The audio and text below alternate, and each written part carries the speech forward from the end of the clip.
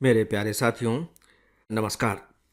Friends, supreme court ने artificial intelligence को लेकर के अभी एक विनियमन का मसौदा जारी किया है। उसका नाम है न्यायालयों में कृत्रिम बुद्धिमत्ता, जिसे हम आर्टिफिशियल इंटेलिजेंस के नाम से जानते हैं, के उपयोग हेतु विनियम 2026। यह भी मसौदे के रूप में जारी किया गया है और पब्लिक से ये कहा गया है कि 20 जून 2026 तक आप इस पर अपने सुझाव भेजें जो आपको आपत्तिजनक लग रहे हैं, उनके बारे में हमें अवगत कराएं और इसके बाद इसे फाइनल शेप दे दिया जाएगा। तो दोस्तों, आज मैं इसी विषय पर आपसे बातें करने जा रहा हूं क्योंकि यह अपने आप में बहुत इम्पॉर्टेंट मसौदा है।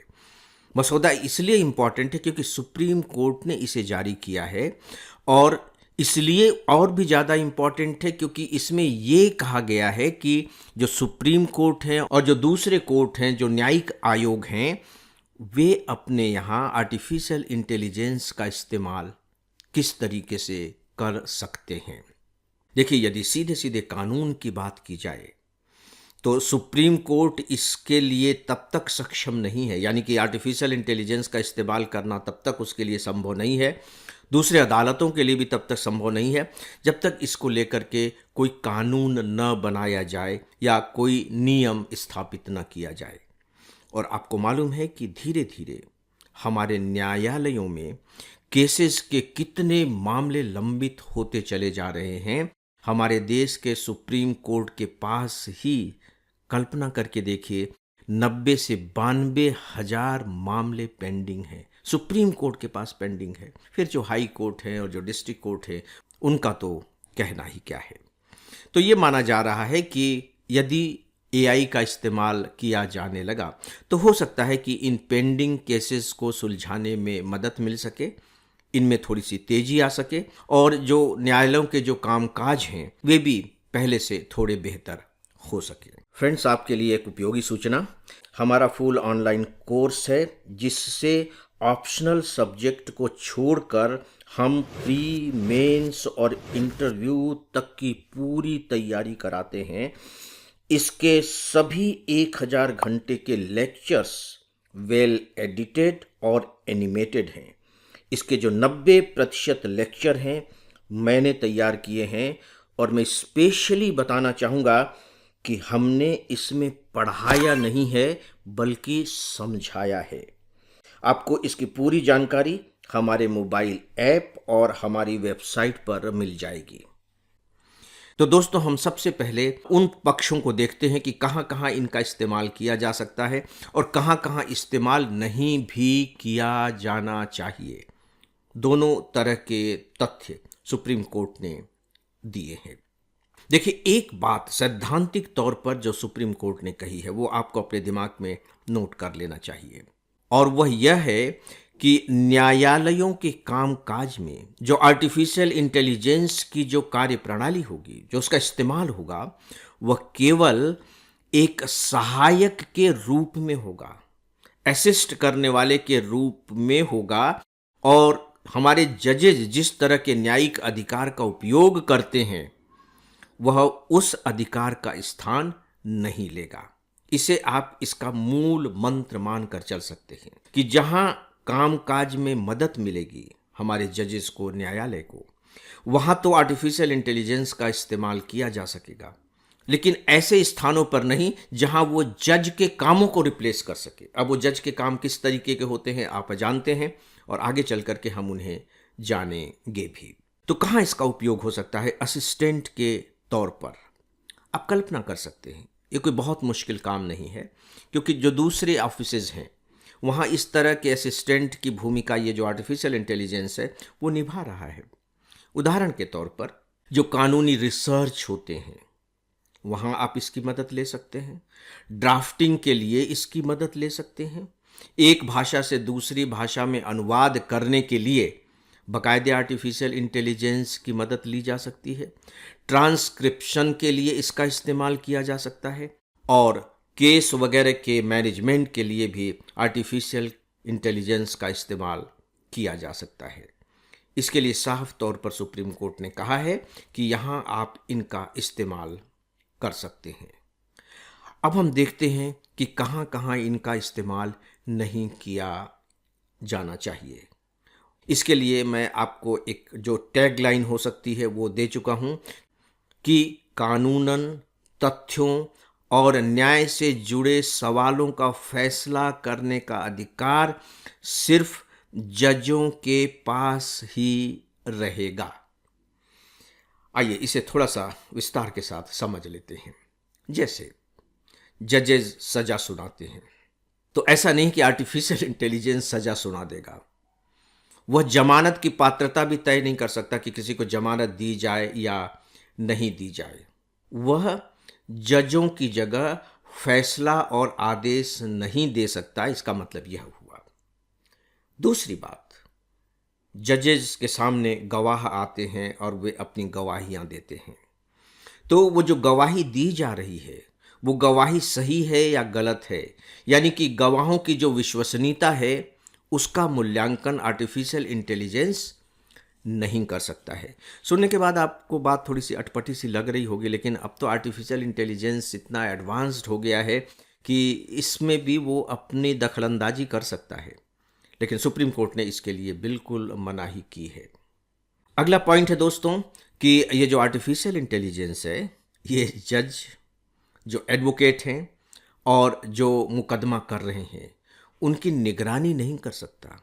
ऐसा नहीं है कि वो उनकी निगरानी कर रहा, उनकी जासूसी कर रहा हो। और साथ ही जो न्यायिक विचार विमर्श हो रहे हैं उनमें किसी तरह का कोई हस्तक्षेप नहीं करेगा। अगला पॉइंट है कि भागने के जोखिम या दोबारा अपराध करने की संभावना का आकलन भी आर्टिफिशियल इंटेलिजेंस नहीं करेगा। जैसे मान लीजिए कि किसी अपराधी के बारे में विचार किया जा रहा है, तो विचार करते समय न्यायाधीश ये देखेंगे कि इसके भाग जाने की कितनी संभावना है या इस बात की कितनी संभावना है कि ये फिर से अपराध कर सकता है। देखिए, आर्टिफिशियल इंटेलिजेंस तो बहुत इंटेलिजेंट है। उसमें उस व्यक्ति का पूरा डेटा डाल दीजिए तो बता देगा कि इसके भागने की संभावना इतनी है और ये दोबारा अपराध इतने परसेंटेज तक संभावना है कि कर सकता है।